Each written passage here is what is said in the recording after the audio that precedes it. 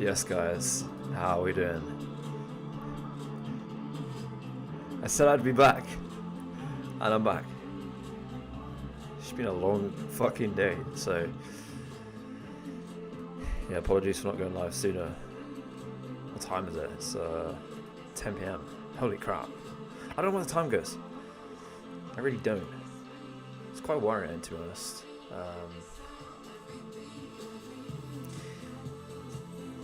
Time just goes so quickly at the moment.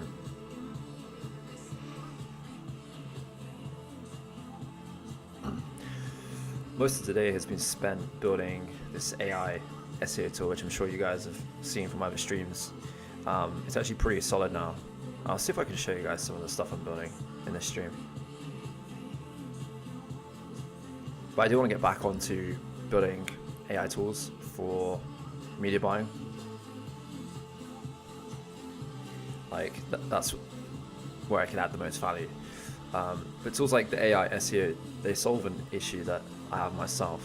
I don't want to pay like $300 a month for these tools, so I just built my own. Which is kind of wild.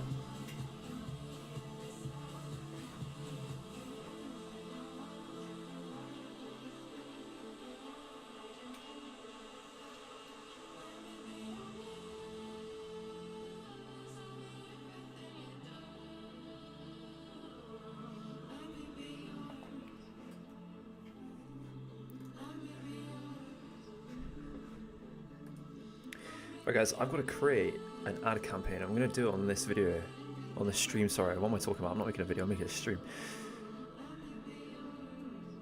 What I've got to do, this is actually for a friend, this ad campaign. Give me 1 second. I've actually lost his email. So he's doing advertising for racing horses. It's a very interesting market, very untapped market. I launched the first campaign for him a few days ago, and it's not actually delivering.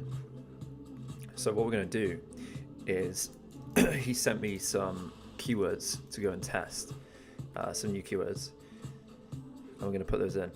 Nikki edits, what's up? Messi or Ronaldo? I don't really watch football, but I'd say probably Ronaldo.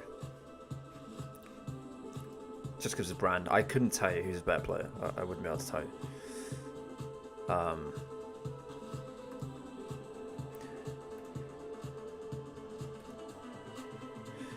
Right, let me go to this. So we're going to optimize for clicks. This is a brand new ad account, by the way, so it's always better off to optimize for clicks when you start. And as soon as you have conversions, obviously look at optimizing for conversions. You could also look at target CPA or even target ROAS once you get to that point. So I'm going to click on next. United Kingdom, it's the only place we want to do it. I'm going to turn these off right here because I don't want to be doing any of the Google search display network, so let me turn that off. United Kingdom, and then under here, 1 sec, my screen is messing up. So I'm keeping this off. That's good. Let's go to next. This right here is like, oh wait, you guys can't even see this. Can you say hi, Bri? Where are you guys coming from on YouTube?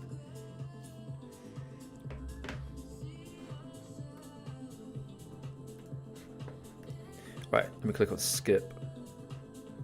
So ad group 1, here's what we're gonna do. We've got like 3-ish themes right here. So I'm gonna do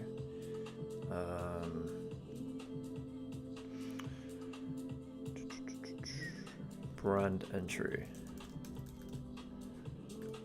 So I'm gonna be doing phrase match for all of these keywords. I'm actually just gonna paste them in here.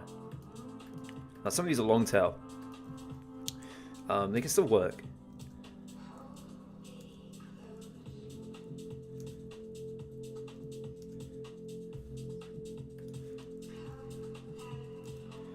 Horse racing marketing opportunities. I'm going to get rid of that one. This one is irrelevant. This one, race day sponsorship. I'm just going to do it like this because if we're using phrase match, it'll actually cover most of the keywords. Horse racing partnership opportunities. I'm just going to do partnerships. On my days, what's going on my keyboard? Race meeting sponsorship. Let's get rid of that. Question sponsorship opportunities. Let's just make it even more simple. So equestrian sponsorship only. Horse racing advertising. Wait, have I already got that? No. So let's do that phrase match. Racing sponsorship. And then what we're going to have is the ads. So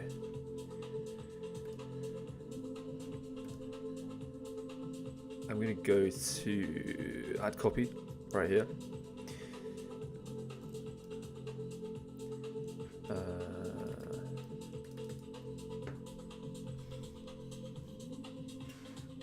And with this, you ideally want to call out some of the keywords that you have.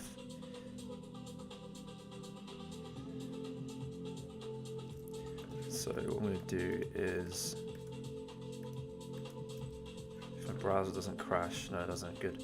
So you can see right there, you see these ticks, this is what you want when you're doing Google Ad Copy. You need a minimum of 3 headlines, obviously, as you can see here. My browser's messing up a little bit.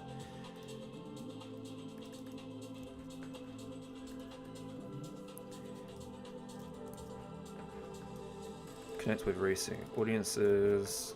So these have already been defined, these headlines, by my friend who's also the client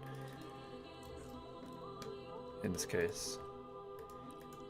Alright, we got here strategic racing partnerships. Let's go there. Okay. Guys, any questions about Google Ads, Facebook ads, organic content, whatever, hit me up.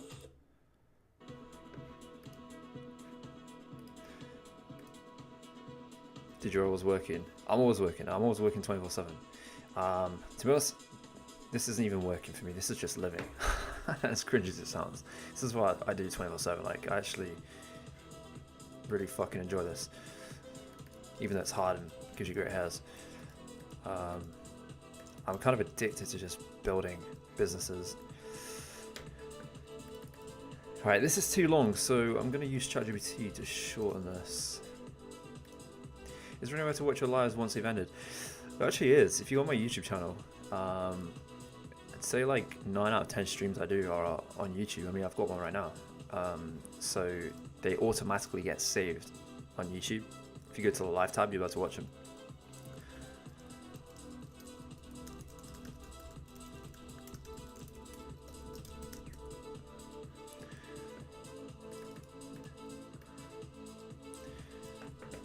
Because I understand, like, you know, you can't always come to some of these live streams. That's totally cool. They're too long to put on TikTok, but I need to find an editor, to be honest, that can kind of chop them up into replays or whatever you want to call them. Alright, none of these are actually the 90 character limit, so I'm putting these into ChatGPT and asking it to make 90 characters max. 90 characters max, there we go.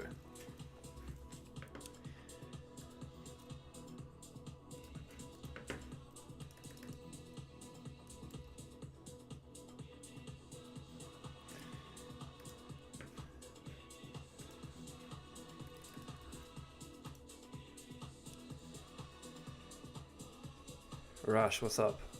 This is Google Ads. I'm in dark mode though. How do I work for so long?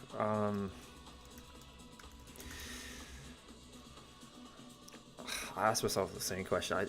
I've been doing it for a while. I think, like, if you work long hours in entrepreneurship, I think it's like being an athlete. It's like being a bodybuilder as well, you know, going to the gym. You become stronger at it, and it's kind of like a muscle. I think it's that. I think it's a combination of I definitely have like ADHD, or probably like on the spectrum of autism. A lot of people pick up on that, like the way I talk and stuff. I think it's down to that as well.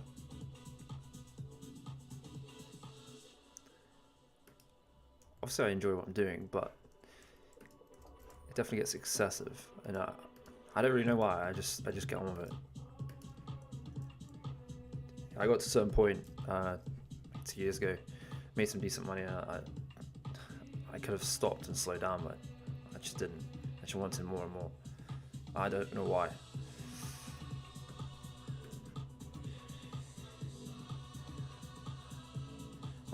Right, this looks good. So let me save this.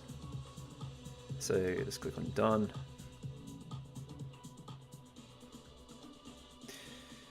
Okay. Click on next. Custom budget, we're going to do £20 a day for now. We've only got a small budget here.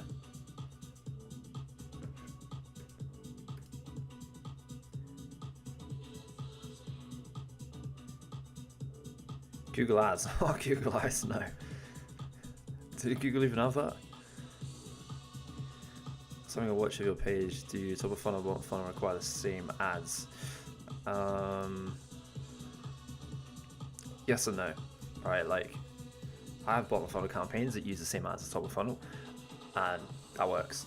I also have brands where the bottom funnel has to be an offer because what they're offering, they have to do an offer for it to work. I'm not really a fan of that, but that's just what works for them. Bottom funnel really is about touch points.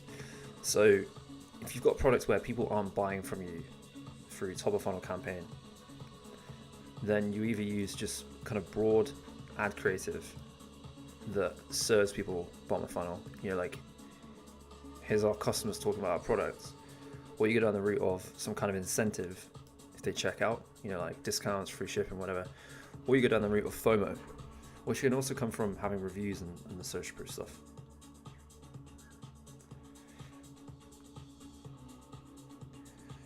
So it's hard to answer the question because it's, you know, I don't think there's like a right or wrong answer. There's different things that you can do in different scenarios as well. But yeah, there's nothing wrong with using your top of funnel create for bottom of funnel. And actually, if you can, avoid doing the discount stuff because it devalues your brand, and you don't want to do that.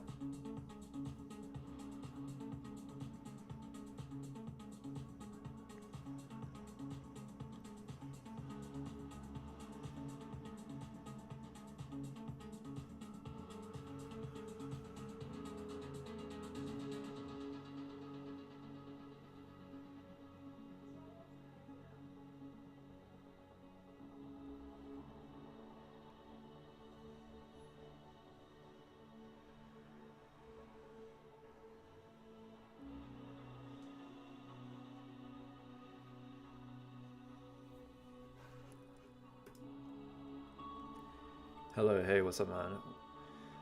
Was the ad spend 78k in this right here? How much do you scale a month?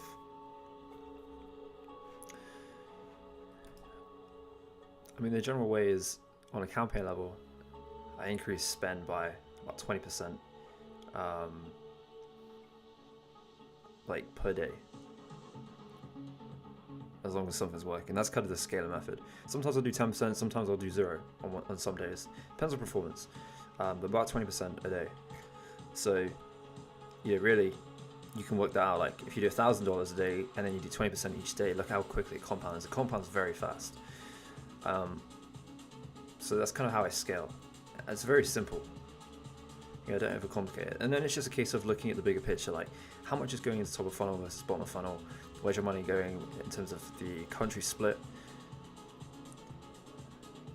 product split? You know, are you spending enough money on top sellers? Is all your budget going to sale items?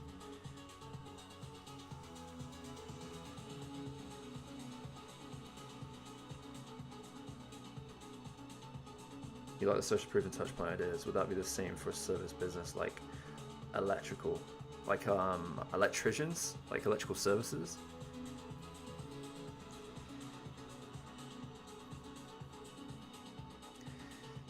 Social proof for electricians definitely, because there's some trust. Before and afters, coming out to someone's home and fixing the issue that they had, all that kind of stuff. Yeah, I mean that's definitely going to help.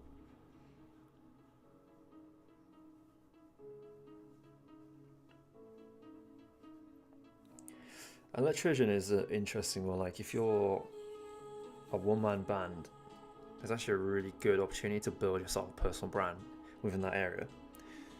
And like I watched Gary Vee once talk about it. There was a tree removal company, and they were talking about like no one wants to keep seeing ads of tree removal services. You only need it when you need it. And his strategy, which I've tried myself, is just produce content about living in that town. Like the best places to go with your kids for a walk or something. Do you know what I mean? Like something random. But the point is that you build this audience of people in that area. You build that trust. And oh, by the way, if you need your tree cutting or whatever, tree removed, I have the service. You become known for it.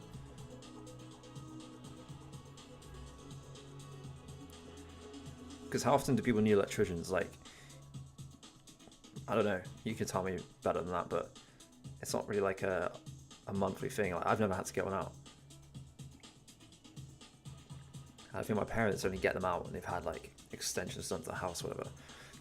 You could also look at running ads to actually build your network. So almost like recruiting other people who are doing, I don't know, brickwork or plumbing. Recruiting them through ads and building partnerships. You refer me work, I'll give you 10%. I refer you work, vice versa.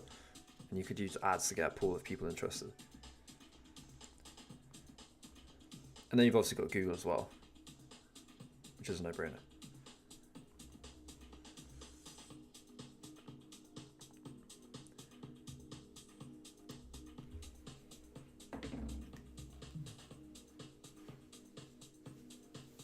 One sec, guys.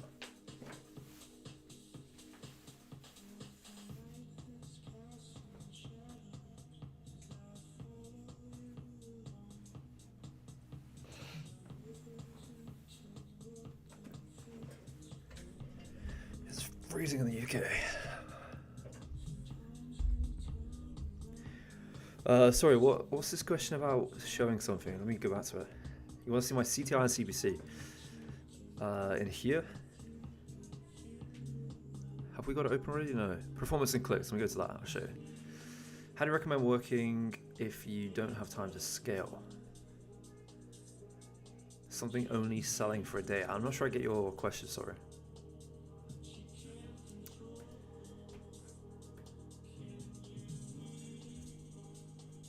You don't have time to scale. Oh, wait. You mean you can only sell the product for one single day? Is that what you're trying to say?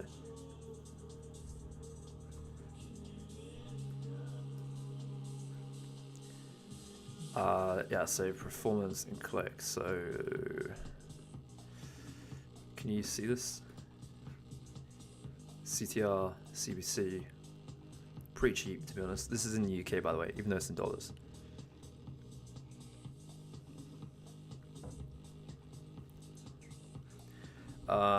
Rish 1142.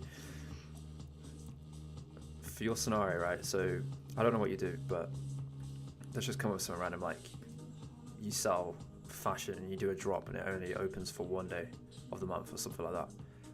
What we've got to do is build hype before it actually happens and build it to a point where you're running ads to get people to opt into something. Like, I don't know, they get access to whatever it is an hour early, or they get a discount, whatever it needs to be. But the whole point is that you're running ads prior to that day of sale. So you've got an audience and you've sort of nurtured them and hyped them up. That's kind of the only way I could see it. Otherwise, you really are just going to be gambling on that day. You could have a terrible performance with the algorithm that day. It's a huge risk. And I see it as a gamble. So to lower that risk, personally for me, I would be looking at how do you build that pre-launch hype. Do I know how to solve Business Manager hacked? It's happened to me a lot. It happens to my clients. I had a client who got locked out, and these hackers spent like 15k in a single day. It's awful. Facebook support is useless. You have to either be patient and you keep trying with Facebook support, or the alternative is you go down the route of actually paying an insider, which I've had to do. Unfortunately, there is like a hierarchy in Facebook where the people at the top, I don't even know what job titles they have. There's loads of middlemen that manage the connection, but essentially there are people at the top who can just go into your account right now and fix all your issues. And it costs on average like 3k to 5k to get that unbanned. I had it with a client who was spending about 10k a day. The Facebook page got banned. It was an absolute nightmare. They heavily relied on the ads. So I just paid about $5,000 to get the Facebook page unbanned, and it did work. But we had to go for a middleman, and I don't know how much they charged on top. Probably like, I don't know, it wouldn't surprise me if he was charging 50% of the fee, to be honest. But it worked, and unfortunately, like, that's kind of the only option. I don't know if it's done on purpose, Facebook support, so these insiders make so much money, but there is a huge market for these insiders.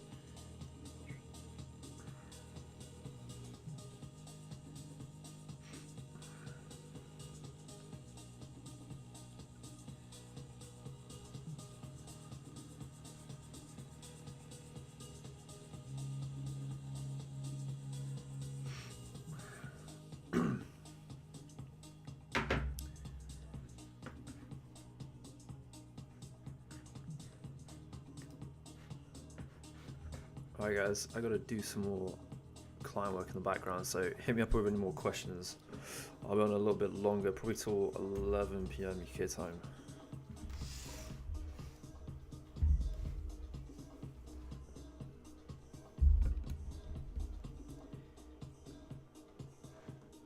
How do you get onto insiders in case of emergency? I don't take a middle cut or anything like that. If you DM me, I can put you in touch with them. It's a weird one, like they don't advertise their services, they don't have a website. I can show you that it's legit. Yeah, the guy that does it, he does have an LLC in the US.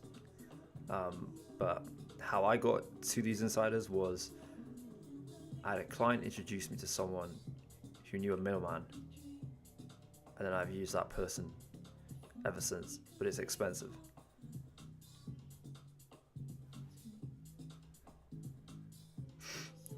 But it does work. I might make a video on it one day and expose it, because they do some really messed up stuff. So you can pay about $2,500 and they will go into your competitors' ad accounts and they'll download a list of all the leads that they've had, which is wild. The Facebook lead forms. They can also get other people banned. And there's this kind of black market that's going on right now with Meta, where if you've got the money and the connections, you can cause a little bit of chaos.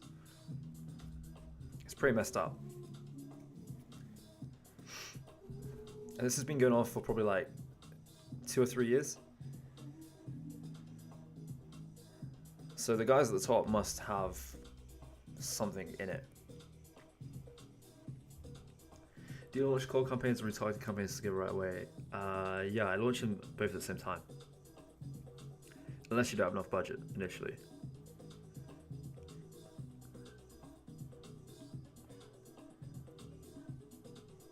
How do I make Ads Manager dark mode? I'm using a Chrome extension called Dark Reader.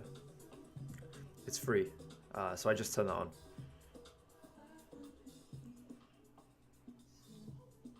What do I think of TikTok being banned? I think it's a disaster.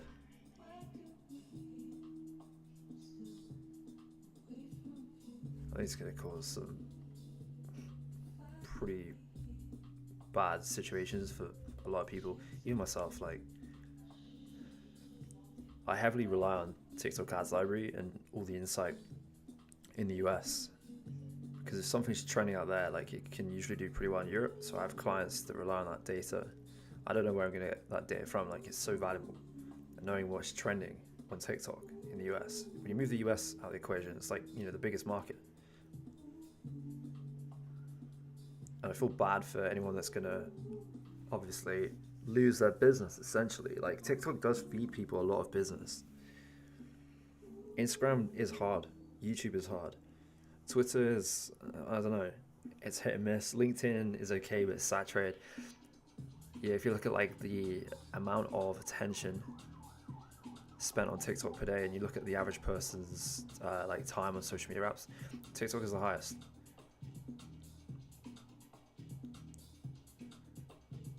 So it's not great. I think it could be reversed.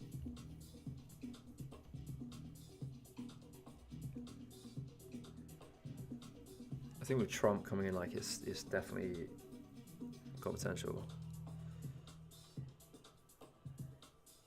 Yeah, I post on Instagram.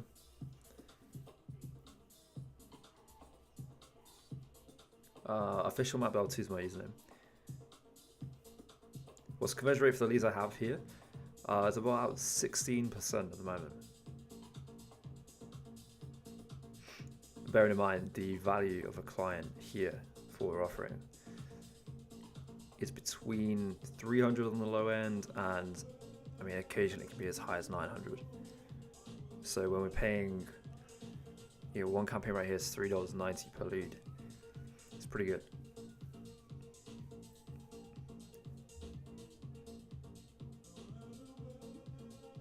Trump will save it, yeah, he will. Trump's a business guy, like he understands it. And I think he also got to where he is in this election because of TikTok, according to some people. So I really do hope they're saved.